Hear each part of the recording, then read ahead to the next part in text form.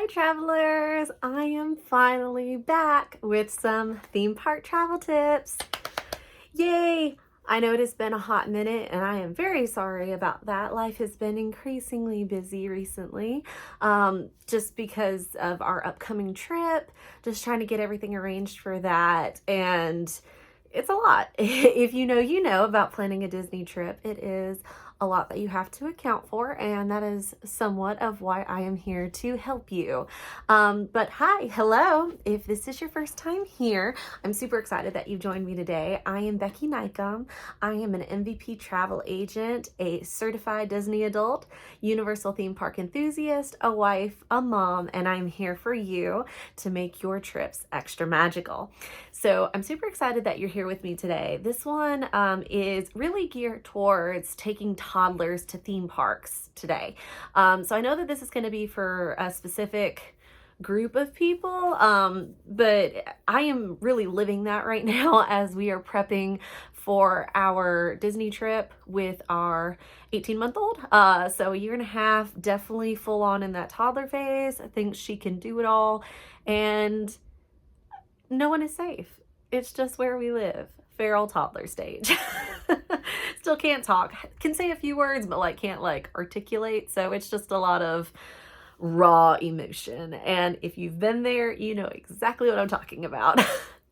So I just have a couple of things to kind of go over with you before you go on a trip with a toddler. And of course, like I said, I'm an MVP travel agent. I'm happy to help you prep for specifically traveling with a toddler. I have lists and everything that I can give you, and especially tips and advice. This is just a very brief, small segment of some of the advice that I can give you, but I think everybody kind of needs to know about this regardless, because it could really derail your trip pretty quickly if you don't know this stuff. So I have a handy dandy list. So if you see me looking over there, it's because I'm looking at my list. I am a mom, I have mom brain, and I can't remember all of this stuff. Okay, cool. So my first note before your go is stroller.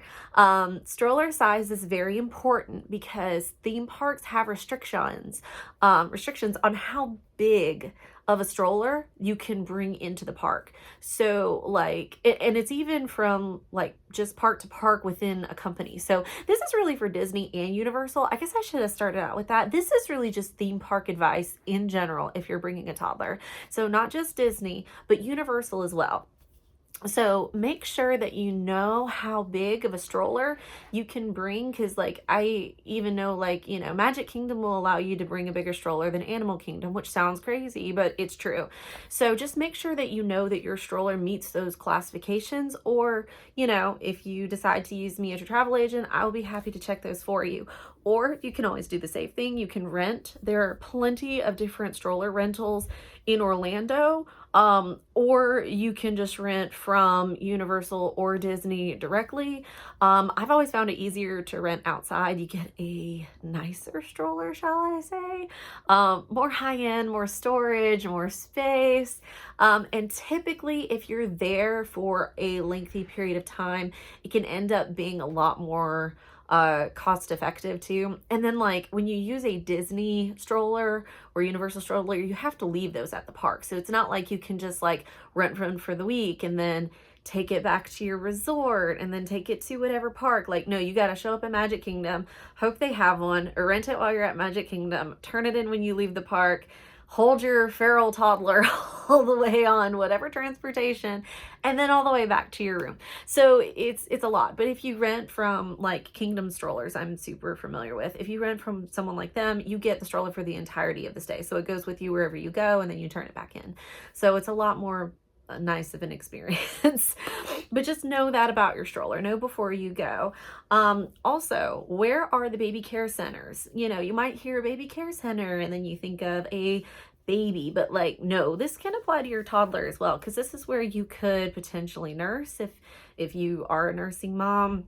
If you need to change them, it's a good kind of safe and closed space where there's changing tables, there's quiet for most of it. There's also sometimes playrooms where it's Mickey and Minnie on like a low volume on the TV, and then, you know, like there's other little toddlers just kind of playing and doing their own thing. Maybe some babies crawling around, because like we all know that like toddlers want to do things. They think that they're adults. Like 3 going on 17. So like, you know, they want to be a part of, and they want to do things, and like you can't just let your, you know, 3-year-old run throughout the park, or like in my case, my 18-month-old, she wants to walk everywhere. Well, I can't just let her walk throughout the park, but you gotta get out those willies, you know.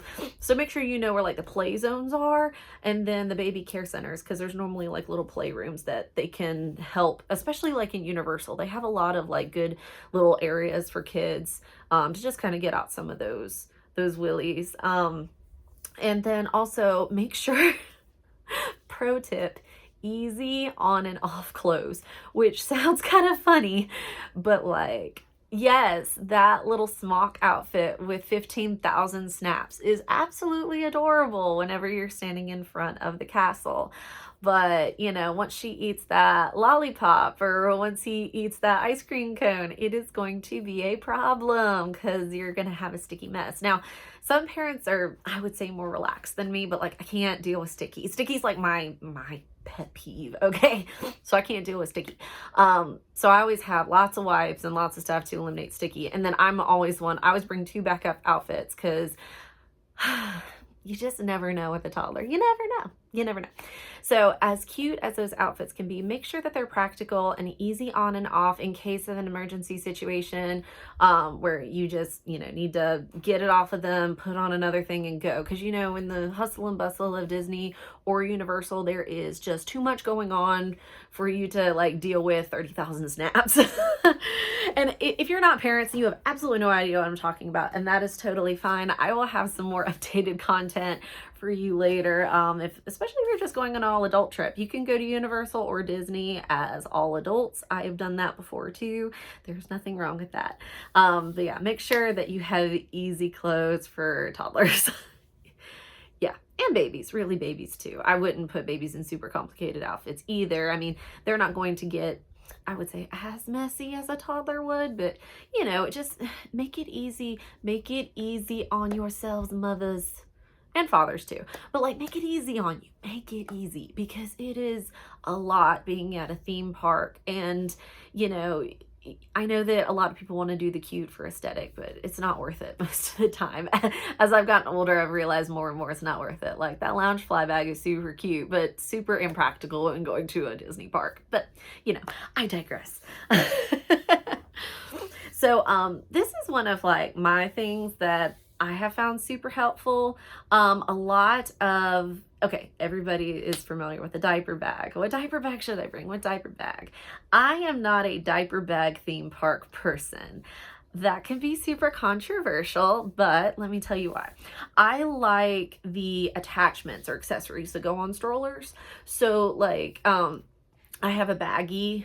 Oh, I hate calling it a baggie.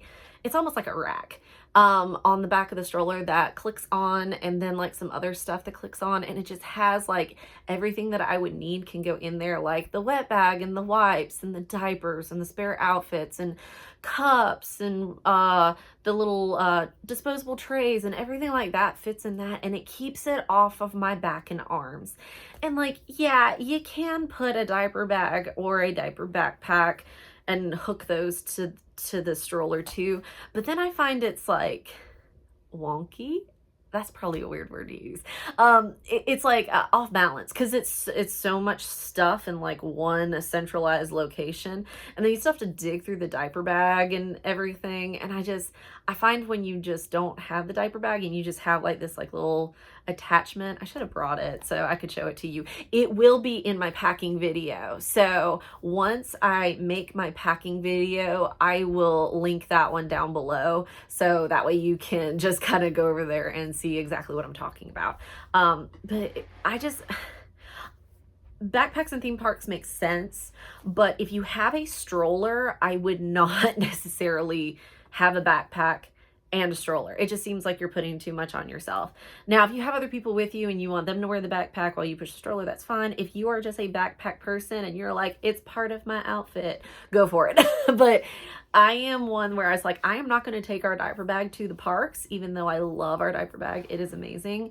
But I'm not going to do that. I would much rather have everything like right there on the back of the stroller, and I don't have to worry about keeping up with a backpack as well as a stroller and a toddler. It's just all attached, all right there, and all ready to go.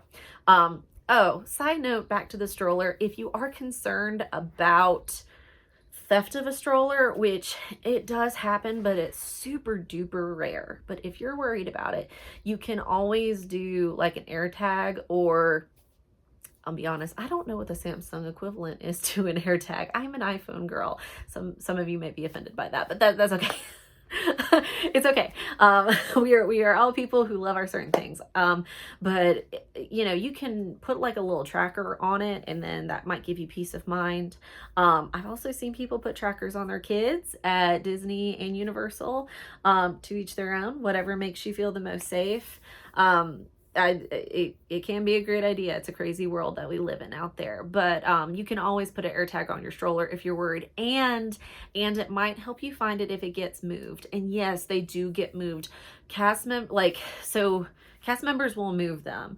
Now, they're not trying to move them to like mess you up. What they're doing is, like, if there's like a whole lot of people that show up, you know, the stroller places get huge, and there's like a lot of strollers. And then as people leave, they try to like consolidate the stroller. So it's not just like, okay, well, there's just random one over here because they just happen to show up late, and then all this space in front of them. So they might move it, and that might be confusing. So just ask a cast member, because they'll normally tell you, or whatever. And then I also, you know, that's why a lot of people buy the balloons too. I know that you've heard me talk about the balloons, and I get that. Maybe you're not a balloon person, but a lot of people will use balloons as landmarks for their stroller too. It does help. Now, my suggestion, I know, like we said, I'm a balloon girl. My suggestion is always get 2 balloons, because there's a lot of people that are going to have like a pink balloon or a blue balloon or a yellow balloon, but like not so many people have like a purple and yellow or a green and blue or something like that. You know, you see where I'm going with this, right? So like, sometimes it's the combination too that can help you pick out that stroller in the mass of strollers. But yeah, you can always track it too. You know, there's technology can be amazing. It can be terrifying, but it can be amazing too. So whatever works best for you. So those are kind of like the know before you go. And then there are a couple of things you can do to just simply like prep your kids before you go. So a lot of times, like, you know, our parent dream mindset is that, you know, once they see Mickey and Minnie Mouse for the first time, it's just going to be this over the top magical moment of them meeting their heroes. And as well as that could be the case, it can also be super terrifying for some kids, because those characters are huge, and you know, they're not used to seeing them that big, unless you have like a gigantic TV, which props to you, because it's 2025, inflation crazy. But like, you know, unless you have like a really big TV, or you've been to the park so many times that they're just like conditioned, meeting those large characters that are this big for the first time can be super intimidating. So I always suggest, you know, just to kind of test the waters, how do your kids do with Santa? How do they do with the Easter Bunny? How do they do with Bucky? I mean, like, I say that because Buc-ee's is such a huge big deal right now, and we have a Buc-ee's like 5 minutes from where we live. So like, I get the Buc-ee's hype, but like, I've got one right there. So like, I don't really get the Buc-ee's hype. It's cool, I'll give you that. You can't get lost for hours, it's dangerous.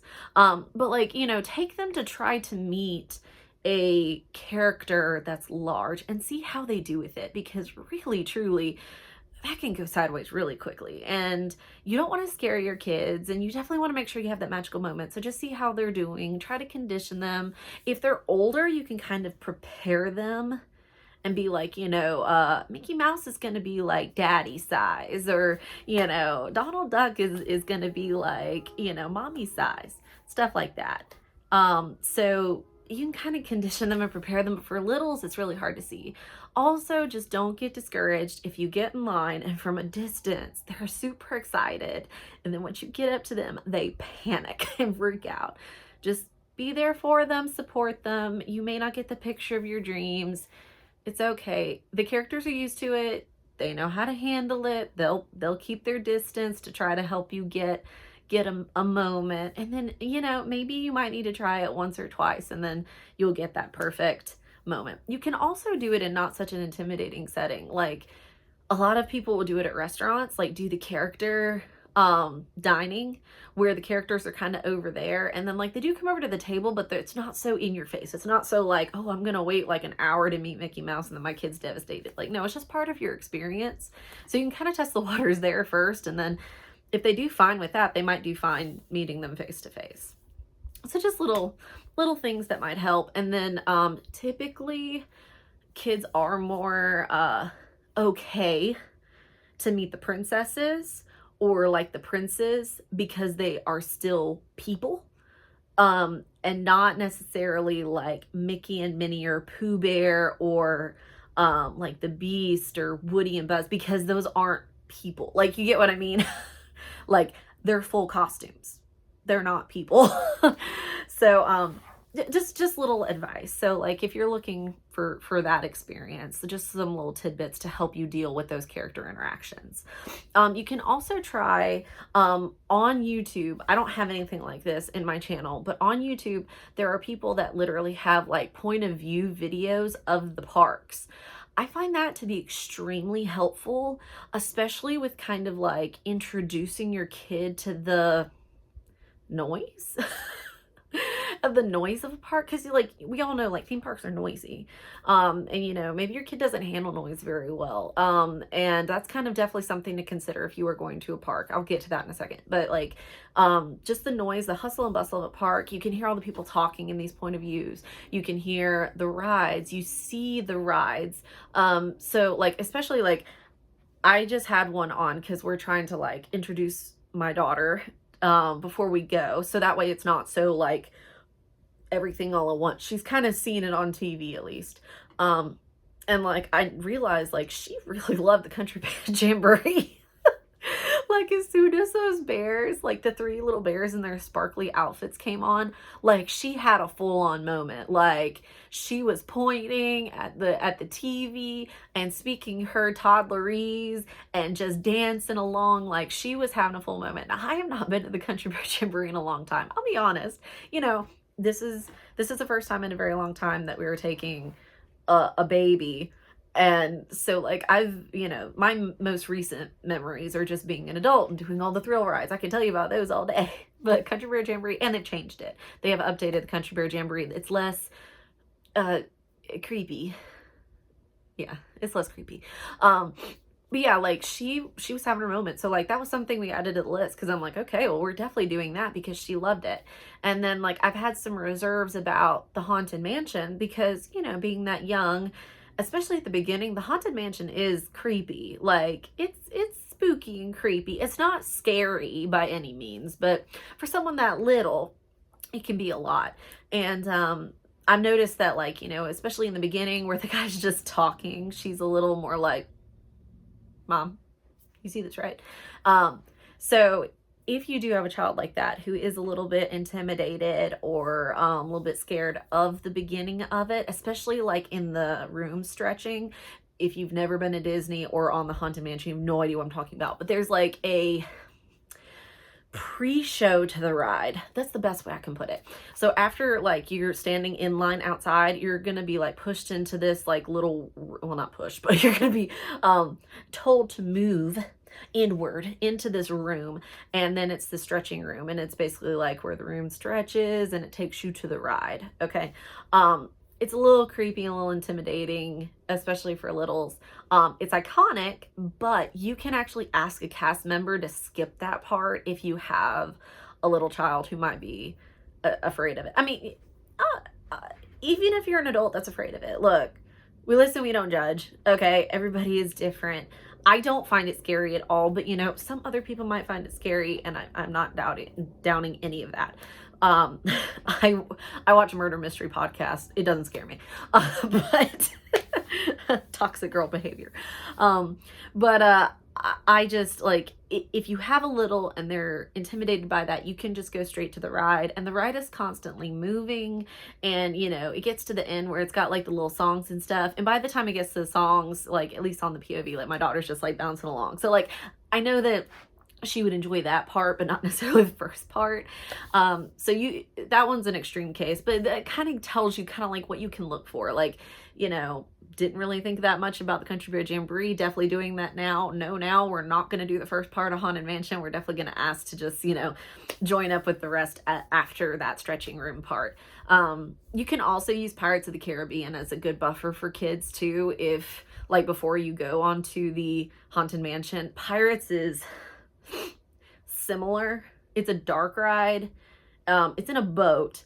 And there is one drop, but it's not like Splash Mountain drop. It's just like, it's a drop. It's a drop. It's really not that bad, but it is dark and it is like spooky. So like if your kid absolutely hates pirates, they're probably going to hate Haunted Mansion, and vice versa, to be totally honest. But again, iconic rides, but just, you know, that POV stuff can really, really help when you're going through the parks. And like we watched one for Animal Kingdom, and like Animal Kingdom, like all the animals, my daughter's super into animals right now. She was loving it. So you might actually figure out like also what parks your kids may enjoy more, just because of, you know, seeing their reactions to watching those things. Okay, rant over about those point of view videos on YouTube. Last major point that I'm going to talk about, I know I've been talking for a minute now, but the last major point I want to talk about is how is your kid with noise? Okay, and I know I touched on that a little bit earlier. Noise is going to be a big thing, especially how they sleep with noise. Some of us have kids that will sleep in a stroller through a hurricane and be totally fine. Some of us have to have absolute silence, no light, everything like that for our kids to sleep.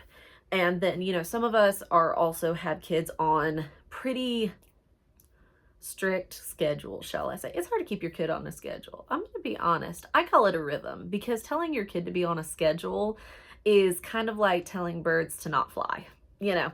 So like, I say it's a rhythm. I've got my daughter on a rhythm where, like, you know, she can anticipate when she wakes up, it gets this, and then this, and then this, and then this, and then after she has lunch, she's going to go down for a nap.